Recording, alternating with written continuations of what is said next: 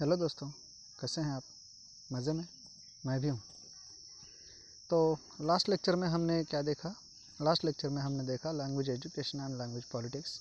मगर कुछ दिक्कतों की वजह से हम language education and language politics पे पूरी तरह से बात नहीं कर पाए। उस वीडियो में हम क्या कर पाए, तो सिर्फ लैंग्वेज एजुकेशन पे बेसिक चर्चा, बेसिक डिस्कशन कर पाए। लैंग्वेज पॉलिटिक्स की डिस्कशन जो थी वो अधूरी रह गई। तो मैं प्रयास करूँगा कि इस वीडियो में लैंग्वेज पॉलिटिक्स पे कुछ बोल सकूं या ज़्यादा डिटेल में बोल सकूं। तो हम आगे जाते हैं। तो हमने इस वीडियो में क्या करना है, हम इस वीडियो में देखेंगे कि लैंग्वेज पॉलिटिक्स होता क्या है।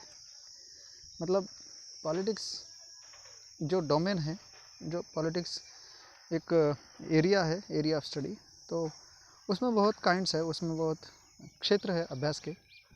उसमें लैंग्वेज भी होता है क्या? हाँ, होता है, बिल्कुल होता है। कैसे होता है, क्यों होता है, क्या होता है, किस लिए होता है और ये चलता कैसे है, इन सब बातों पे हम आज बात करेंगे, चर्चा करेंगे। ठीक है, शुरू करते हैं। तो लैंग्वेज होती कहाँ है? लैंग्वेज लोगों में होती है। लैंग्वेज कहीं भी होती है, एनिमल्स में भी होती है, प्राणियों में, पक्षियों में लैंग्वेज होती है। फैक्ट्रियों में लैंग्वेज होती है, सोसाइटी में होती है, एजुकेशनल इंस्टीट्यूट्स में होती है, एडमिनिस्ट्रेशन में होती है, गवर्नमेंट में होती है। लैंग्वेज हर तरफ होती है। लैंग्वेज है क्या? तो it is usually said and agreed that language is a means of communication.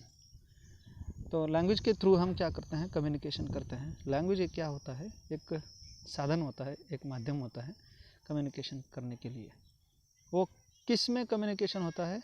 एक सेंडर होता है, एक रिसीवर होता है। ये दोनों एक ही पर्सन, एक ही व्यक्ति हो सकते हैं, कभी कभी या तो अलग व्यक्ति हो सकते हैं, एक या एक से ज़्यादा हो सकते हैं। ये ठीक हो गया, ठीक है, कोई बात नहीं। मगर बावजूद इसके लैंग्वेज जो है, it means there are scholars who opine that all the languages are equally complex. They are equally complicated. They are equal. How? Say for example, one of the Indian languages called Banjara does not have script. There is no Banjara script, but that is a language used by Banjara people.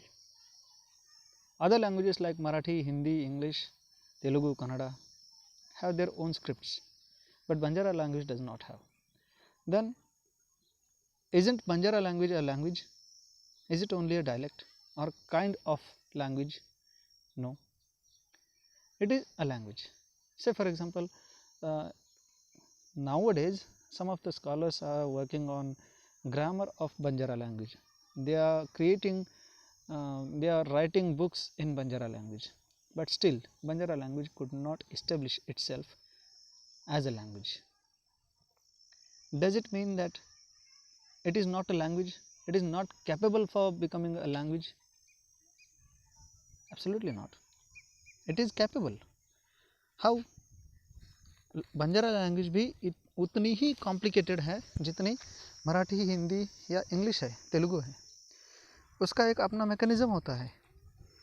अब होता ऐसे है कि वो language, वो भाषा इस्तेमाल करने वाले लोग जो है वो बहुत संख्या में कम है।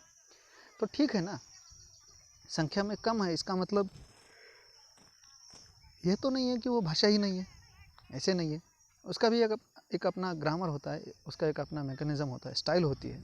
उसको अगर फॉलो करते हैं तो बंजारा लैंग्वेज हम अपना सकते हैं, एक्वायर कर सकते हैं। तो बावजूद इसके कि लैंग्वेज एक मीन्स है, एक माध्यम है कम्युनिकेशन करने का, तो भी कुछ लैंग्वेजेस सबऑर्डिनेट होती है और कुछ पावरफुल होती है। ये क्यों होता है? तो इसी पर लैंग्वेज पॉलिटिक्स निर्भर करता है। कैसे करता है? से for example, I am a person from Maharashtra and Marathi is my mother tongue. I can speak well in Marathi rather than English and Hindi. So I prefer Marathi. If I prefer Marathi to another languages, say for example Hindi, English that I know, then my prestige would not be that much high rather than the person who prefer English to his or her mother tongue, isn't it? मेरा जो Prestige है उतना ज़्यादा नहीं होगा अगर मैं mother tongue में बात करूँगा, बात करना चाहूँगा। मेरा प्रेफरेंस अगर मदर टंग की तरफ जाता है और अगर किसी पर्सन का इंग्लिश की तरफ जाता है तो उस पर्सन को, उस व्यक्ति को ज़्यादा प्रेस्टीज मिलेगा, ज़्यादा उसका स्टेटस हाई होगा मेरे से। क्यों? क्योंकि that person prefers English rather than the mother tongue. ऐसा होता है। If some person is speaking in English fluently, then other people around him or her look at him or her like something great is happening, and you are the person who is carrying on, who is who is responsible for that. ऐसे होता है, बिल्कुल होता है। Society में भी होता है। सोसाइटी में अगर हम स्टैंडर्ड लैंग्वेज, स्टैंडर्ड भाषा, प्रमाण भाषा अगर यूज़ करते हैं तो उसका स्टेटस एक अलग होता है। हम अपने कुटुंब में, अपनी फैमिली में जो भाषा का इस्तेमाल करते हैं वो भाषा का इस्तेमाल हम अपनी सोसाइटी में नहीं करते हैं। अगर करते हैं तो हमें सबऑर्डिनेट समझा जाएगा, हमें उतना पावरफुल नहीं समझा जाएगा। इसके बावजूद कुछ बातें ऐसी हैं कि मतलब सीधा पॉलिटिकल सिनेरियो से कनेक्टेड है। कैसे? आप सभी ने नेता लोगों के भाषण सुने होंगे। वो लोग क्या करते हैं? नेता लोग अपनी खुद की जो भाषा है, जिस भाषा में वो अपने घर पर वार्तालाप करते हैं, उसी भाषा में पब्लिक के साथ वार्तालाप नहीं करते हैं। तो वो क्या करते हैं? अगर समझो कोई पढ़ा लिखा नेता है, मतलब परंपरा है, महाराष्ट्र में अशोक चौहान जो हैं नांदेड़ में स्थित, तो वो मुख्यमंत्री भी रह चुके हैं महाराष्ट्र के, उनके पिताजी भी मुख्यमंत्री रह चुके हैं। तो उनको तो एक ट्रेडिशन थी, एक परंपरा थी उनके घर में, अच्छी भाषा सीखने की उनकी परंपरा रही होगी। वो ऐसे थोड़ी है कि लोकल लैंग्वेज में ही वार्तालाप करते होंगे उनके घर पर, नहीं, उनके घर पर वो स्टैंडर्ड मराठी का यूज़ करते होंगे, यहाँ तक ठीक है। अब वो जब पब्लिक में भाषण देते थे, शंकरराव चौहान या अशोकराव चौहान, तो वो अपनी जो भाषा है, प्रमाण मराठी है, तो वो उस भाषा में बात न करते हुए प्रेफर करते थे लोगों की भाषा को, ताकि लोगों को लगे कि ये तो हमारा नेता है, ये हमारी भाषा बोलता है, ये प्रमाण भाषा नहीं बोलता है। बावजूद इसके जो नेता स्टैंडर्ड मराठी या स्टैंडर्ड भाषा में भाषण देता है, अपना पॉलिटिकल लेक्चर देता है, पॉलिटिकल स्पीच देता है, तो वो ज़्यादा अपील नहीं करता है लोगों को, क्योंकि लोगों को लगता है कि भाई इसका लेवल तो बहुत बड़ा है, अपने से हाई है, ये तो अपने काम का नहीं है, ये अपना नेता नहीं हो सकता। इसलिए कभी कभी पॉलिटिकली अपील करने के लिए ये जो पॉलिटिकल लीडर्स हैं लोगों की भाषा का इस्तेमाल करते हैं। ये भी होता है, लोगों को अपना बनाने के लिए लोगों ने हमें अपना बनाने के लिए, अपना मानने के लिए लोग, ये पॉलिटिकल लीडर्स या कोई भी जो लीडर बनना चाहता है वो क्या करता है? ऑडियंस की जो भाषा है उसमें वार्तालाप करने की कोशिश करता है। ये हो गया निगोशिएशन। ये तो हो गई बात स्टेज की। अब ऑफ द स्टेज क्या होता है? स्टैंडर्ड लैंग्वेज जो है उसको प्रेस्टीज मिलता है, और उसमें भी स्टैंडर्ड लैंग्वेज किस लैंग्वेज की, standard variety of which language. से for example, if a person is speaking in standard Marathi, but other people are preferring English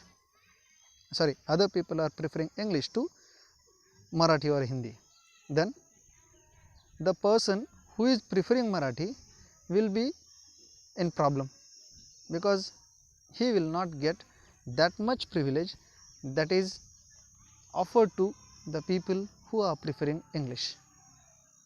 अब बात समझ में आ रही है? मतलब हम जो लोग होते हैं सोसाइटी में, तो किस भाषा का उपयोग करना चाहते हैं? उस भाषा का उपयोग करना चाहते हैं जो भाषा डोमिनेंट है, हर डोमेन में डोमिनेंट है। समझो इंग्लिश डोमिनेंट है, तो इंग्लिश कौन सी English? Is English only one? Can we say there is the English language? No, there are Englishes. मैंने इसके पहले भी बहुत बार कहा है कि इंग्लिश ऐसी एक भाषा है, ऐसा नहीं है, उसकी वैराइटीज़ है। तो हम कौन सी वैरायटी यूज़ करते हैं? पहले तो हम चूज़ करते हैं क्या अपनी सोसाइटी में रहते हुए हमें अगर प्रेस्टीज चाहिए, हमारा स्टेटस बढ़ाना है, ऊंचा करना है, तो हम क्या क्या करते हैं? पहले चूज़ करते हैं लैंग्वेज, जो डोमिनेंट लैंग्वेज है वो, और उस डोमिनेंट लैंग्वेज की स्टैंडर्ड वैरायटी हम चूज़ करते हैं। ये हो गया सोसाइटी का लैंग्वेज सिनेरियो। अब होता क्या है कि ये चूज़ करते हुए, मतलब पहले तो डोमिनेंट लैंग्वेज चूज़ करते हुए हम अदर लैंग्वेजेस जो है, लोगों की भाषाएं हैं, अपनी भाषाएं हैं, उनको बाजू में करते हैं और अपने पाँव पर कुल्हाड़ी मार देते हैं। कैसे? टोस कुटनाप कंगास एक लिंग्विस्ट है, Swedish linguist, I think so, आप गूगल पर चेक कर सकते हैं। तो उनका मानना यह है कि अगर आप 4 साल मदर टंग, अपनी मातृभाषा में बात नहीं करते हैं, तो आप अपनी मृत्यु को नज़दीक कर रहे हैं, अपनी मृत्यु के पास जा रहे हैं, तो आप आत्महत्या कर रहे हैं, सुसाइड कर रहे हैं। कैसे? हम जो जीते हैं, तो हम सिर्फ हमारी जो बॉडी है वो नहीं जीती है, उसके साथ कुछ सिनेरियो होते हैं। तो वो सिनेरियो जो होते हैं, तो उनमें भाषा भी एक प्रमुख एलिमेंट होता है। कैसे? हम अगर बात करते हैं, मैं आपसे बात कर रहा हूँ, ये बात सिर्फ भाषा है क्या? नहीं है, इसमें कुछ कल्चर है, इसमें कुछ भावनाएं हैं। इसका मतलब language is not merely symbol और बंच ऑफ सिंबल्स और group of words spoken or written, but it is life of the person, it is existence, representation of the person who is speaking or who is writing, who is communicating. तो उस user का existence होता है, उस user की ज़िंदगी होती है, वो लैंग्वेज, वो रिप्रेजेंटेशन होता है। इसलिए हम क्या करते हैं, अगर हम डोमिनेंट लैंग्वेज को चूज़ करते हैं, डोमिनेंट लैंग्वेज को सेलेक्ट करते हैं, तो अपनी अलग जो भाषाएं हैं, डोमिनेंट भाषा के बावजूद जो दूसरी भाषाएं हैं बचती हैं, वो भाषाएं हैं, उनको अगर हम दूर करते हैं, तो हम उन भाषाओं पर अन्याय करते हैं। उन भाषाओं पर अन्याय कम होता है, अपने ऊपर ज़्यादा अन्याय होता है, और हम क्या करते हैं, गुलामी की तरफ झुकते हैं। और उसमें भी डोमिनेंट लैंग्वेज की जो स्टैंडर्ड वैरायटी होती है, वो यूज़ करते करते, उसको अपनाते हुए हम क्या करते हैं, तो लैंग्वेज एक्विजिशन को बाजू में रख के लैंग्वेज लर्निंग को ज़्यादा प्रेफरेंस देते हैं, उसको एम्फसाइज करते हैं, ज़्यादा उस पर जोर देते हैं। तो इसलिए क्या होता है, क्रिएटिविटी जो हमारी होती है, वो क्रिएटिविटी मारी जाती है, और हम क्या करते हैं, इमिटेट करते हैं। माना कि imitation is the first law, fundamental law of human life, but it is not necessary that we have to live only on imitation. हमने अपनी क्रिएटिविटी का भी यूज़ करना है, हमने अपना जो इंटेलेक्ट है खुद का, उसको भी यूज़ करना है, उसको बाजू में नहीं रखना है, उसको फेंक नहीं देना है, उसको भी यूज़ करना है, इमिटेट करते करते, क्योंकि पूरा तो हम अपने साथ लेके नहीं आए हैं अपनी माँ की कोख से। हमें जो भी लेना है यहाँ से लेना है, मगर इमिटेट करते करते यहाँ से लेना है, ठीक है, आप खुद को भी कुछ कंट्रीब्यूट करना चाहिए। तो ये अन्य भाषाओं में कंट्रीब्यूट करने के लिए ज़रा ज़्यादा दिक्कत होती है। जिन जिन देशों ने अपनी अपनी भाषाओं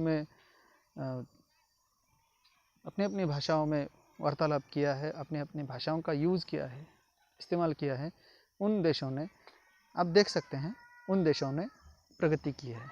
आज तक के इतिहास में यही दिखेगा। चाइना देखिए, कोरिया देखिए, या जापान, या America, Britain, Germany, France, Italy, वो अपनी ही भाषा में संशोधन करते हैं, अपनी ही भाषा में लिखते हैं, अपनी ही भाषा में देखते हैं, कम्युनिकेट करते हैं, अपनी ही भाषा में गवर्नमेंट में वार्तालाप करते हैं, एडमिनिस्ट्रेशन में वार्तालाप करते हैं, कम्युनिकेट करते हैं अपनी ही भाषा में लिखते हैं, अपनी ही भाषा में व्यक्त होते हैं, और जब इंटरनेशनल पॉइंट आता है तो वहाँ इंग्लिश में कम्युनिकेट करते हुए मामला सुलझा जाता है। ये तो हो गया लैंग्वेज इन सोसाइटी। मगर बावजूद इसके लैंग्वेज कहाँ कहाँ होती है? लैंग्वेज हर तरफ होती है। लैंग्वेज कहाँ नहीं होती है? लैंग्वेज गवर्नमेंट में भी होती है, लैंग्वेज एडमिनिस्ट्रेशन में भी होती है, लैंग्वेज एजुकेशनल इंस्टीट्यूट्स में भी होती है, लैंग्वेज हर तरफ होती है, हर कहीं होती है। तो मैंने लैंग्वेज इन सोसाइटी तो अब यहाँ पहली स्लाइड में दे दिया था। अब मतलब लैंग्वेज का जो पॉलिटिक्स है वो कहाँ से शुरू होता है? तो लैंग्वेज का जो पॉलिटिक्स है वो सोसाइटी से शुरू होता है जिसमें हम रहते हैं। कैसे शुरू होता है मैंने अभी बताया। और वो पॉलिटिकल नहीं था, वो था सोशल कल्चरल। माना कि हम अपनी मर्ज़ी से दूसरी लैंग्वेज जो डोमिनेंट लैंग्वेज है उसको अपनाते हैं और उस डोमिनेंट लैंग्वेज की स्टैंडर्ड वैरायटी को अपनाते हैं, माना ये। मगर ये हमने अपनाने के लिए मतलब हमने एग्री करना चाहिए कि our language is inferior to the dominant one.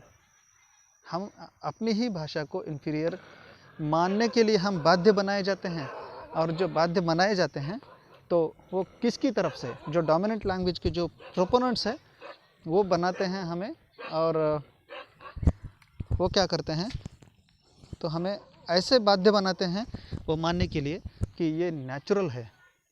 उसको बोलते हैं naturalisation of hegemony, naturalisation of dominance of language, hegemonisation of language. ये ऐसी जो टर्म्स है, ये तथ्य जो कहे गए हैं वो तथ्य किसने कहे हैं?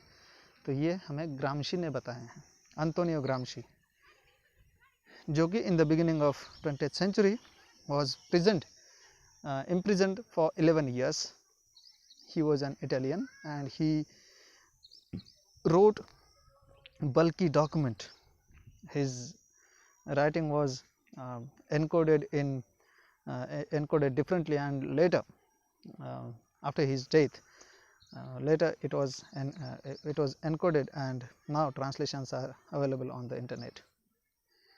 तो एंटोनियो ग्रामशी ने ये कहा है कि जो हमारा इन्फीरियरिटी है, जो हमारा सबऑर्डिनेशन है, वो हमने ही मानना चाहिए, हमने ही उसको नेचुरल मान के चलना चाहिए, अपनाना चाहिए।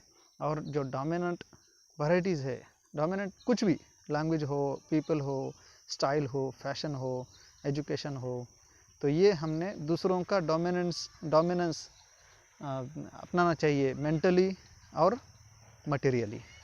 तो ही ये जो रूलर्स हैं, डोमिनेंट सेक्शन है, तो ये हम पे रूल कर पाएंगे। क्योंकि ऐसा भी कह सकते हैं, अगर हम एंटोनियो ग्रामशी को फॉलो करते हैं तो ऐसा हम कह सकते हैं कि पहले तो हमें राजा महाराजाओं ने रूल किया है, मगर ब्रिटिशों ने जो रूल किया है, जो यहाँ 350 साल थे इंडियन सब कॉन्टिनेंट में, तो उन्होंने क्या किया है कि Britishers ruled us not with the gun but with the English language. It is not on the basis of gun point but on the basis of English.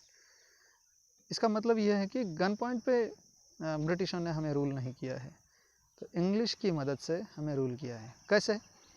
उतनी मानवीय शक्ति उनमें नहीं थी ब्रिटिशों में कि वो यहाँ आए पर्सनली, इसका मतलब ह्यूमन रिसोर्स वो अपना भेजे यहाँ और इंडियन सब कॉन्टिनेंट को रूल करे, ऐसा उनका रिसोर्स नहीं था। इसलिए उन्होंने क्या करना था कि वो अब ऐसा चाहते थे कि यहाँ आए और यहीं के जो लोग हैं उनकी ही मदद से यहीं के लोगों को रूल किया जाए। तो इसके लिए उन्होंने कई तरह के माध्यमों का उपयोग किया। कई तरह के माध्यम थे, उनमें शिक्षा भी थी, उनमें भाषा भी थी, इंग्लिश। तो इन माध्यमों की मदद से उन्होंने हमें ऐसा फील करने के लिए बाध्य बनाया कि हमारी जो परंपराएं हैं, हमारी जो शिक्षा है, हमारी जो समाज व्यवस्था है वो निकृष्ट है। हुआ we are uncivilised, and why Britishers are occupying colonies throughout the world? Because they want to civilize the world. It is their responsibility. ऐसा वो कहते थे कि हमारी ये जवाबदारी है, हमारी ये रिस्पॉन्सिबिलिटी है कि दुनिया को सिविलाइज बनाए, सभ्य बनाए। और ये जो लोग हैं कॉलोनीज़ में वो कौन है? अनसिविलाइज्ड है, जंगली है। तो ऐसे कहा जाता था। इसके लिए उन्होंने क्या किया, अब देखिए जो नौकरी में होता है उस वक्त ब्रिटिश एडमिनिस्ट्रेशन में जो नौकरियाँ थी, उन नौकरों को बहुत ज़्यादा प्रिविलेज था। एक तो वो रूलिंग सेक्शन को बिलोंग करते थे और रिप्रेजेंट करते थे यहाँ के एलिट लोगों से। इसका मतलब मासेस से उनका कोई रिलेशन नहीं था, वो मासेस से या पब्लिक से अपना नाता नहीं जोड़ते थे, पब्लिक से दूर रहते थे। तो ब्रिटिशर्स ने क्या किया, ब्रिटिश जो ऑफिशियल्स थे, आम ब्रिटिश पीपल वर नॉट यहाँ नहीं थे, जो कॉमन ब्रिटिश पीपल है वो यहाँ नहीं थे। तो उन्होंने क्या किया, जो ऑफिशियल्स थे, जो रूलिंग सेक्शन ऑफिशियल्स ऐसा कहा जाता है, जो ऑफिशियल्स थे वो यहाँ आया करते थे और उनके ऑफिसेज थे। और वो जो हम अभी बोलते हैं ना क्लास 1 ऑफिसर्स, क्लास 1 की पोस्ट्स पे वो खुद होते थे। और जो सबऑर्डिनेट क्लास था, क्लरिकल स्टाफ था, वो यहाँ से उठाते थे। और ऐसा ही क्लास उठाते थे कि जो यहाँ के पब्लिक के साथ सिंपैथी ना रखे, यहाँ के पब्लिक को सिर्फ सब्जेक्ट माने नागरिक। तो ऐसे ही लोगों को माध्यम बना के वो क्या करते थे, लोगों में इन्फीरियरिटी कॉम्प्लेक्स पैदा करते थे। और उसमें ये भी एक माध्यम बनाया गया था कि अगर आपको इंग्लिश आती है तो आप ब्रिटिश एडमिनिस्ट्रेशन में नौकरी पा सकोगे। इसका मतलब आपको प्रिविलेज मिलेगा, इसका मतलब आपको हेवी सैलरी मिलेगी और कुछ राइट्स भी मिलेंगे ब्रिटिश एडमिनिस्ट्रेशन में, ब्रिटिश गवर्नेंस में। इसलिए जिन लोगों ने इंग्लिश को अपनाया, जिन लोगों को इंग्लिश आती थी, वो लोग क्या थे, प्रिविलेज्ड सेक्शन थे। तो ऐसे थोड़ी है कि ब्रिटिशों ने यहाँ के लोगों को लैंग्वेज एक्वायर करने के लिए शिक्षा दी, नहीं, लैंग्वेज लर्न करने के लिए शिक्षा दी। और यही जो था कि यहाँ के लोगों ने सिर्फ लैंग्वेज के कुछ नियम पढ़ने चाहिए, कुछ तथ्य पढ़ने चाहिए, उतने ही उनको आने चाहिए जितने ज़रूरी है। ऐसा करते करते उन्होंने क्या किया, यहाँ के लोगों को सिर्फ लिटरेट किया। लिटरेट हम कह सकते हैं साक्षर, सिर्फ साक्षर किया, अक्षरों की जो पहचान है उनको दी, बस इतना ही किया। अगर उनको अच्छी शिक्षा दी होती तो वो क्या करते थे, रिवॉल्यूशन करने की कोशिश करते थे और ये बहुत हद तक मुमकिन था। आपकी समझ में आ रहा है? इसलिए उन्होंने क्या किया कि जिन लोगों को इंग्लिश आती है, ऐसा अनाउंस किया, जिन लोगों को इंग्लिश आती है उनको हम नौकरी देंगे, उनको हम सेना में भर्ती करेंगे।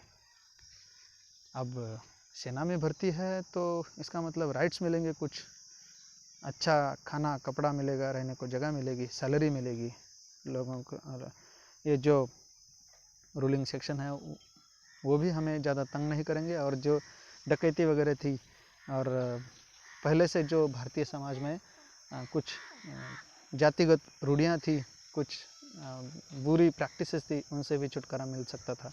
ऐसी कुछ बातें थी कि लोगों को ब्रिटिश गवर्नमेंट और एडमिनिस्ट्रेशन में जाने की ज़्यादा आत्मीयता थी। ये ऐसा होता था। और ये किसकी मदद से उन्होंने किया? इंग्लिश की मदद से। अगर और एक ही कंडीशन रहती, कौन सी? तो इंग्लिश। तो इंग्लिश आपको आती है, इसका प्रमाण क्या था कि आप you have to be intermediate और ग्रेजुएट और मास्टर्स। आपको अपने मतलब इंग्लिश में एजुकेशन लेना चाहिए, या तो इंग्लिश आपको आनी चाहिए। उसका प्रमाण क्या था? या आप उनकी जो शिक्षा थी वो उसका प्रमाण पत्र जो था 10वीं 12वीं जो कुछ था, मैट्रिकुलेशन, इंटरमीडिएट, ग्रेजुएशन वगैरह वगैरह, तो वो एक प्रमाण थे आपको इंग्लिश आती है ऐसा प्रमाणित करने के लिए। आपकी समझ में आ रहा है? ज़रा डिटेल लगेगा, कोई बात नहीं, मगर ये एक ही बार समझ में आएगा, एक ही झटके में समझ में आएगा, ऐसा बहुत बार नहीं होता है। बार बार भी हम पढ़ सकते हैं, बार बार सुन सकते हैं और अपने बलबूते पर भी कुछ रिसर्च कर सकते हैं। हम आगे बढ़ेंगे। तो आगे क्या है कि लैंग्वेज ऑफ ट्रेड होता ऐसा है कि हमें अगर अपना उत्पादन बढ़ाना है तो हम बढ़ा सकते हैं, मगर वो बढ़ा हुआ उत्पादन, बढ़ा हुआ प्रोडक्शन हम कहाँ बेचें, उसके लिए हम मार्केट्स ढूंढते हैं। कैपिटलाइजेशन में ये ऐसे मार्केट्स ढूंढे गए और उसी का एक रिज़ल्ट था, उसी का एक परिणाम था कॉलोनाइजेशन। इस पे हमने बहुत लंबी बात की है।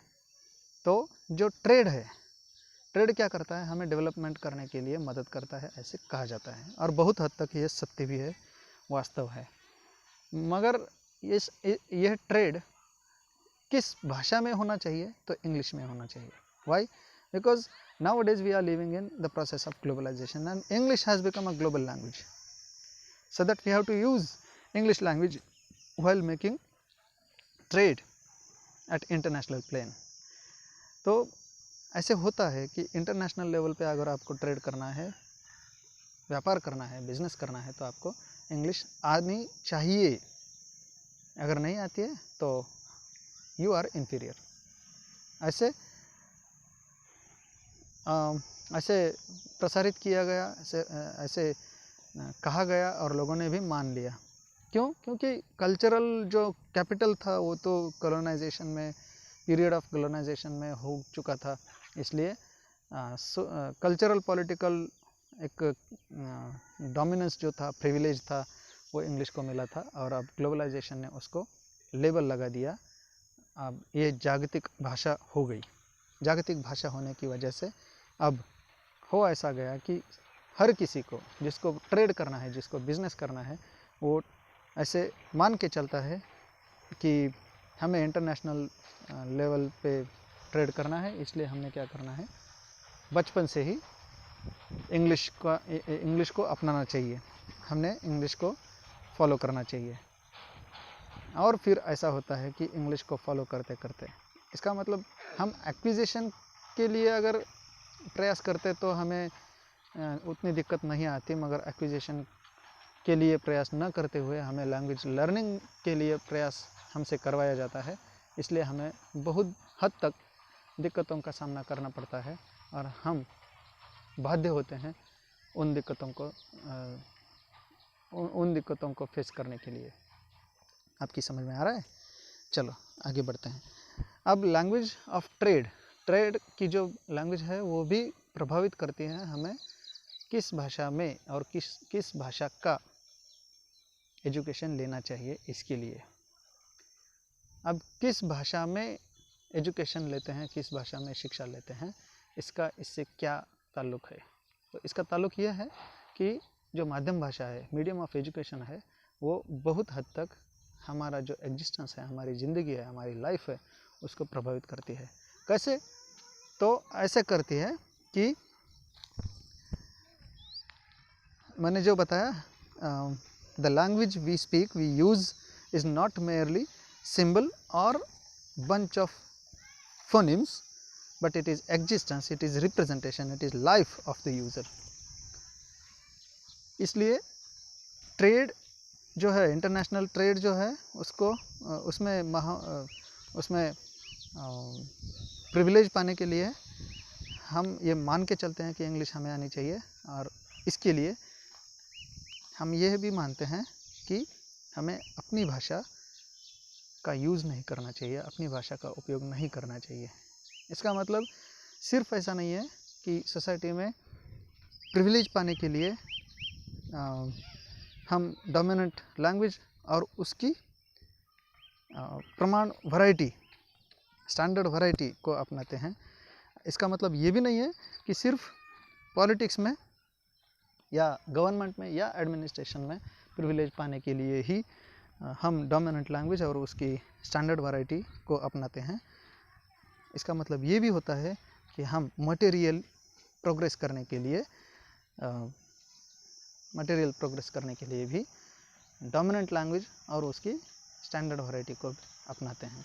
अब ये एक अलग अलग नहीं होता है, यह एक ग्रुप है, एक सेट है। ये एक दूसरे के साथ चलते हैं, एक दूसरे के हाथ में हाथ रख के चलते हैं। और इसलिए मैंने इन तीनों को भी, language in society, language in government and administration and language of trade, ये इन तीनों सिनेरियो को मैंने एक साथ यहाँ रखा है। इसीलिए मैंने इस वीडियो में इन तीनों बातों पर गौर किया है। और मुझे यह कहने में कोई दिक्कत नहीं हो रही है कि इन तीनों सिनेरियो की वजह से ही हम अपनी जो भाषाएं हैं उन भाषाओं को सबऑर्डिनेट समझते हुए किसी एक डोमिनेंट लैंग्वेज को और उसकी स्टैंडर्ड वैरायटी को प्रिफर करते हैं, अपनाते हैं, उसको डोमिनेंट मानते हुए अपनी खुद की भाषाओं को अंडर एस्टिमेट करते हैं। अब मुझे लगता है कि हम ज़रा लास्ट सिनेरियो में आ चुके हैं, लास्ट पार्ट में आ चुके हैं इस वीडियो के। वो लास्ट पार्ट क्या है? Language in academia. इसका मतलब language in society, language in politics and language in trade जो है, ये तो बाद की बात है। यहाँ जो डोमिनेंट लैंग्वेज और उसकी स्टैंडर्ड वैरायटी हम यूज़ करने वाले हैं, वो कहाँ पढ़ाई जाती है, वो कहाँ सिखाई जाती है, इसकी प्रोसेस होती कहाँ है? तो वो होती है एकेडेमिया में। एकेडेमिया में मतलब हम ये जो पाते हैं वो लास्ट स्टेज क्या है? हमारी क्लासरूम। उसके पहले एकेडेमिया में, उसके पहले क्या आता है? टीचिंग। तो टीचिंग में क्या करते हैं? टीचिंग कौन करता है? टीचर।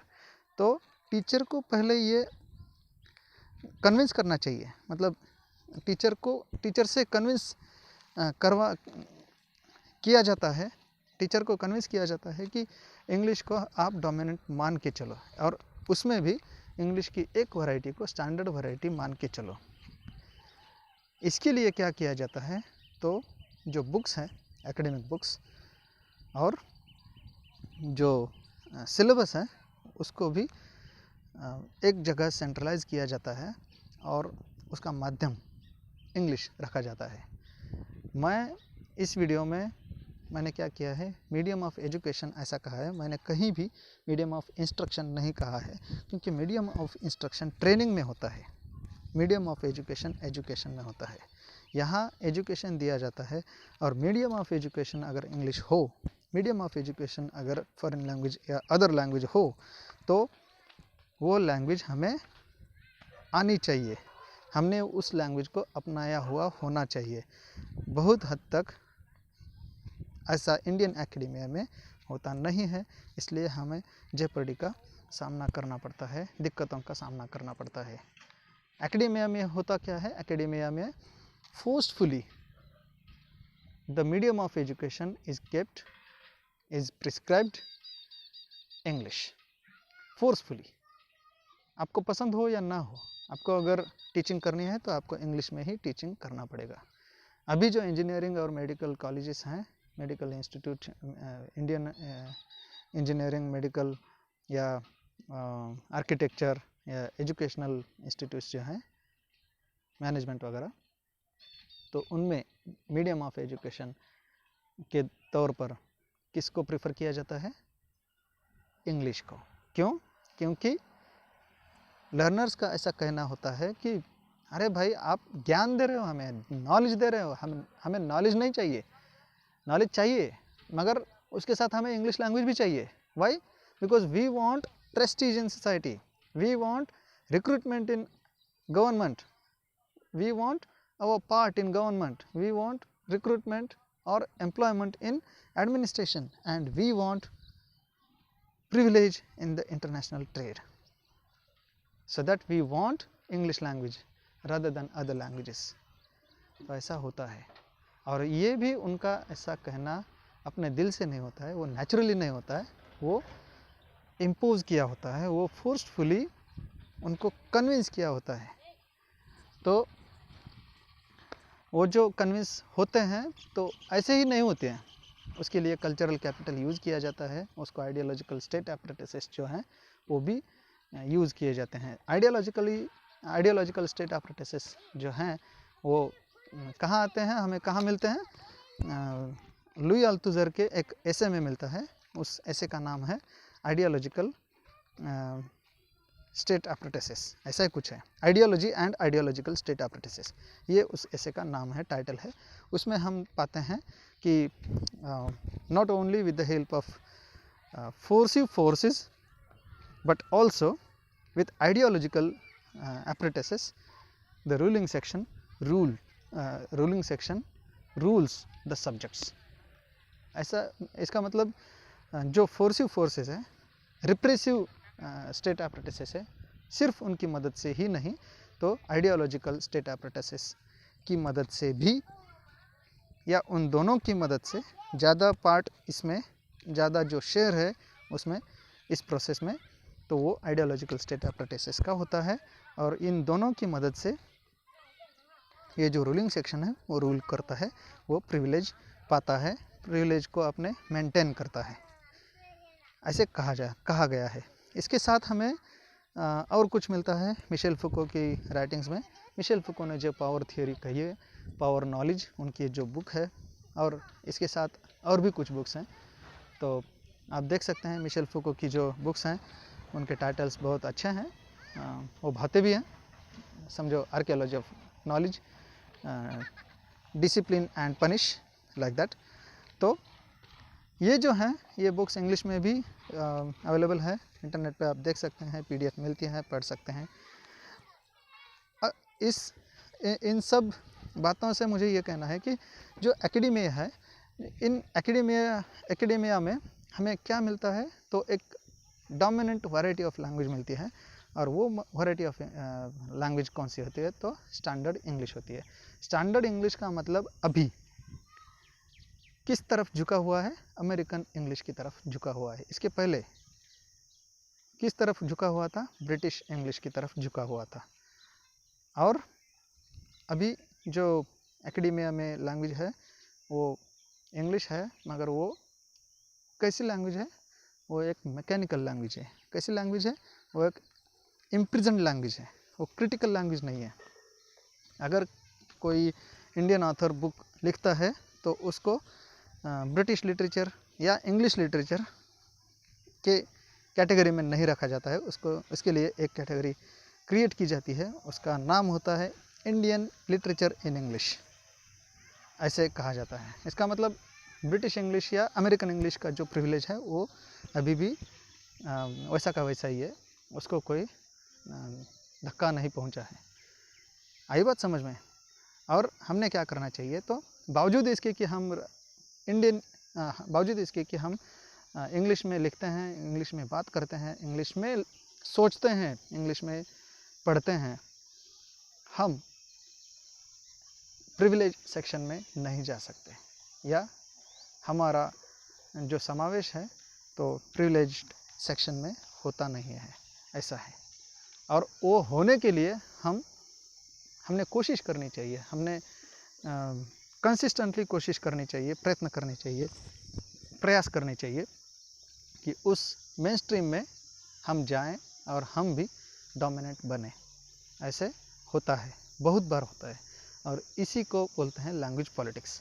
मैंने ये जो विवेचन है, ये विवेचन ऐसे ही, मतलब जो मेन स्ट्रीम जो होता है, एक प्रवाह होता है, मुख्य प्रवाह, उस भाषा में न समझाते हुए, जो दोस्त बैठे होते हैं कहीं कैंटीन में या बगीचे में या कहीं वार्तालाप करते हैं फ़ोन पर, अभी तो फ़ोन पर बहुत बातें होती हैं, स्कॉलर्स जो हैं वो बहुत लंबी बातें करते हैं, और उन लंबी बातों में ऐसा विवेचन, क्रिटिकल विवेचन भी होता है। मैंने जानबूझकर ऐसी स्टाइल को प्रेफर किया है, ऐसी स्टाइल को चुना है कि हमें ऐसा न लगे कि हम लेक्चर हॉल में बैठे हैं और हम किसी का लेक्चर पढ़ रहे हैं। हमें ऐसे लगना चाहिए कि कोई दोस्त बातें कर रहे हैं, वार्तालाप कर रहे हैं, और हम उनको सुन रहे हैं। इतना नेचुरल होने की मैंने कोशिश की है। अब मुझे पता नहीं है कि मेरी कोशिश जो है वो कहाँ तक, किस हद तक फुलफ़िल हो गई है। तो अभी मैं आपसे विदाई चाहता हूँ।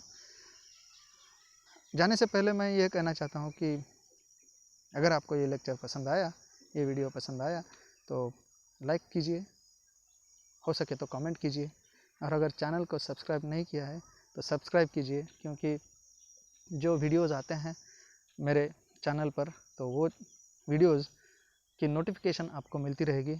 और आप चाहते हैं तो आप किसी अपने दोस्त को, रिलेटिव को, अपने रिश्तेदारों को, अपने कुछ खास लोगों को इस वीडियो की लिंक शेयर भी कर सकते हैं। अभी मैं रुकता हूँ। Thank you.